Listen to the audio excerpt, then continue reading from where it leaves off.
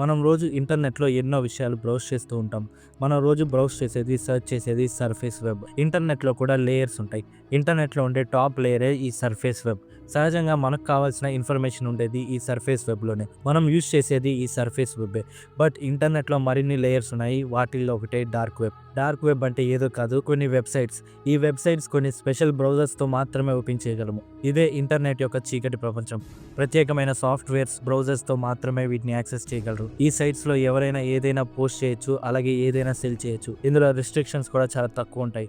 అంతేకాదు ఈ వెబ్‌సైట్స్‌ని యూజ్ చేసేవారి డేటా కూడా ఎక్కడా ఉండదు. ఈ వెబ్‌సైట్స్ అచ్చం కామర్స్ అలాగే సోషల్ మీడియా ప్లాట్‌ఫార్మ్స్ లాగా ఉంటాయి. ఈ సైట్స్‌లో ప్రతిరోజు లక్షల రూపాయల బిజినెస్ జరుగుతూ ఉంటుంది. ఈ డార్క్ వెబ్‌కి ఉండే ప్రైవసీ వల్ల దీన్ని ఎక్కువ నేరస్తులు వాడతారు. ఈ వెబ్‌సైట్స్‌లో మత్తు పదార్థాలు, దొంగిలించిన ATM cards, ATM pin numbers, morphed photos ఇలా ఎన్నో చీకటి లావాదేవీలు జరుగుతూ ఉంటాయి. అన్ని కామర్స్ వెబ్‌సైట్స్ లానే ఇందులో కూడా బయర్స్, సెల్లర్స్ ఉంటారు. బట్ వీరంతా ఎక్కడుంటారో ఎవరికీ తెలీదు. రహస్యంగా ఎక్కడో ఉండి కొంతమంది ఈ వెబ్‌సైట్స్‌ని నడిపిస్తూ ఉంటారు. ఎక్కడెక్కడో దాక్కున్న నేరస్తులు ఈ వెబ్‌సైట్స్ ద్వారా నేరాలు చేస్తూ ఉంటారు. అసలేంటి డార్క్ వెబ్? ఈ డార్క్ వెబ్ ఎలా మొదలైంది? డార్క్ వెబ్‌లో ఉన్న యూజ్‌ఫుల్ కోణం ఏంటి? ఈ విషయాలన్నీ ఈ వీడియోలో చెప్పబోతున్నాను. వీడియో చాలా ఇంట్రెస్టింగ్‌గా అలాగే ఇన్ఫర్మేటివ్‌గా ఉంటుంది. సో మిస్ అవ్వకుండా చివరి వరకు చూడండి.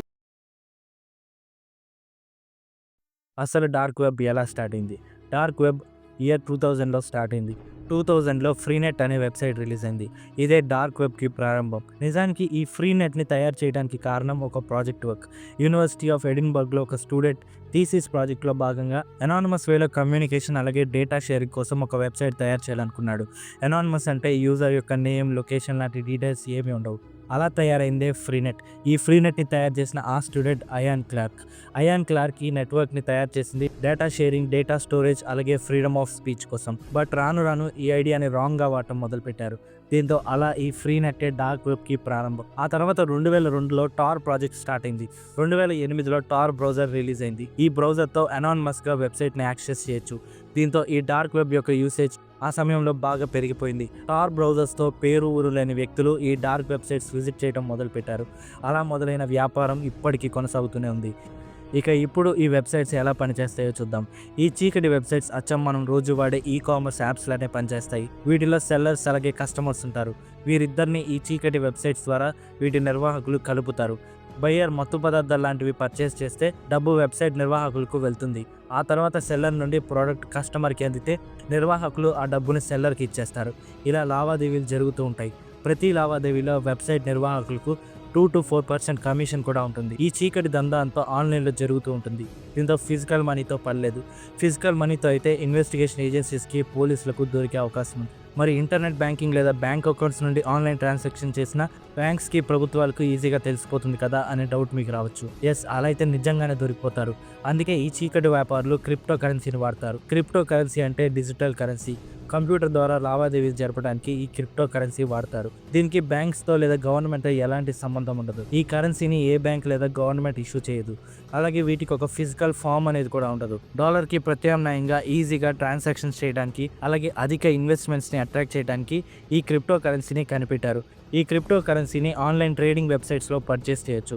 క్రిప్టో కరెన్సీలో ప్రముఖమైనవి బిట్కాయిన్ అలాగే ఎథీరియం. ఈ డార్క్ వెబ్ కస్టమర్స్, సెల్లర్స్ అలాగే ఓనర్స్ ట్రేడింగ్ యాప్స్లో బిట్కాయిన్స్ని పర్చేస్ చేసి వాటితో ట్రాన్సాక్షన్స్ చేసి మళ్ళీ ట్రేడింగ్ ప్లాట్ఫామ్స్లో ఆ బిట్కాయిన్స్ని సెల్ చేసి డాలర్స్ సంపాదించుకుంటారు.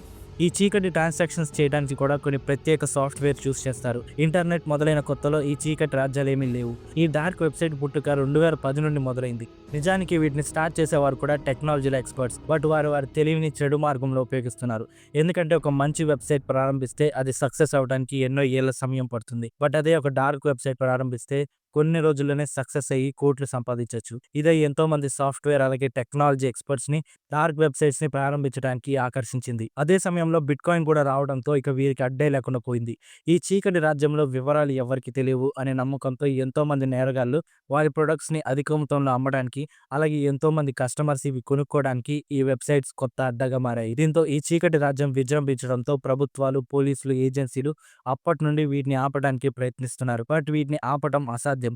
ఎందుకంటే ఒక సైట్ క్లోజ్ చేస్తే మరో 100 అలాంటివి పుడతాయి. దీంతో పర్మనెంట్‌గా ఈ వెబ్‌సైట్స్ లేకుండా చేయడం అసాధ్యం.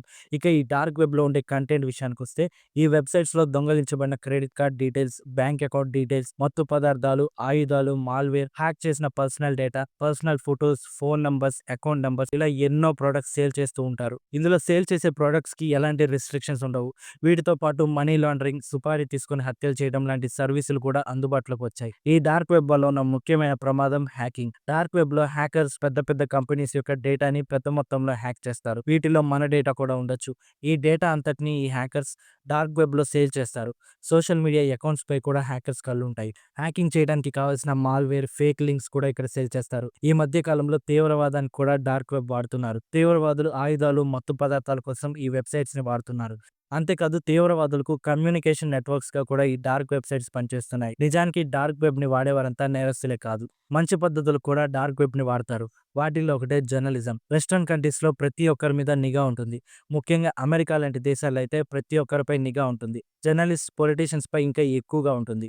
ఆ దేశాల్లో గవర్నమెంట్ అపోజిషన్ లీడర్స్ పై కూడా నిఘా పెట్టి వారి ప్రతి ఇన్ఫర్మేషన్‌ని తెలుసుకొని పొలిటికల్‌గా దెబ్బ కొట్టడానికి చూస్తారు. ఇవి వెస్టర్న్ కంట్రీస్‌లో ఎక్కువగా జరుగుతాయి. దీంతో ఇందుకోసమే కొంతమంది జర్నలిస్ట్, అపోజిషన్ లీడర్స్ కమ్యూనికేషన్ కోసం డార్క్ వెబ్‌సైట్స్‌ని యూజ్ చేస్తారు. నిజానికి చాలా దేశాల్లో డార్క్ వెబ్‌సైట్‌ని విజిట్ చేయడం లీగలే. బట్ డార్క్ వెబ్‌లో క్రైమ్స్ చేయడం ఇల్లీగల్. దీంతో చాలా మంది లీగల్‌గా కమ్యూనికేషన్ కోసం కూడా వీటిని యూజ్ చేస్తున్నారు. బట్ ఈ డార్క్ వెబ్ వల్ల సొసైటీకి ఉన్న అతిపెద్ద ప్రమాదం హ్యాకింగ్. డార్క్ వెబ్ ద్వారా యూజర్ డేటా పెద్ద పెద్ద కంపెనీస్ నుండి పెద్ద మొత్తంలో హ్యాక్ అవుతుంది. అంతేకాదు ఇండివిడ్యువల్ మొబైల్స్ అకౌంట్స్ ని కూడా డార్క్ వెబ్ ద్వారా హ్యాక్ చేస్తారు. దీంతో డార్క్ వెబ్ లో మనకు తెలియకుండా మన డేటా కూడా ఉండే అవకాశం ఉంది. దీంతో సైబర్ సెక్యూరిటీకి ఈ డార్క్ వెబ్ పెద్ద తలనొప్పి. డార్క్ వెబ్ లో మనకు సంబంధించిన ఏదైనా డేటా ఉందా అని గూగుల్లో సెక్యూరిటీలో చెక్ చేసుకోవచ్చు. గూగుల్ ఒక థర్డ్ పార్టీ సాఫ్ట్వేర్ ద్వారా డార్క్ వెబ్ లో మన డేటా ఏమైనా ఉందా అని స్కాన్ చేస్తుంది. ఒకవేళ మన డేటా అందులో ఉంటే కంగారు పడకుండా గూగుల్ చెప్పిన స్టెప్స్ ఫాలో అవ్వాలి. అయినప్పటికీ ముందు జాగ్రత్తగా ఉండటం ఎంతో మంచిది.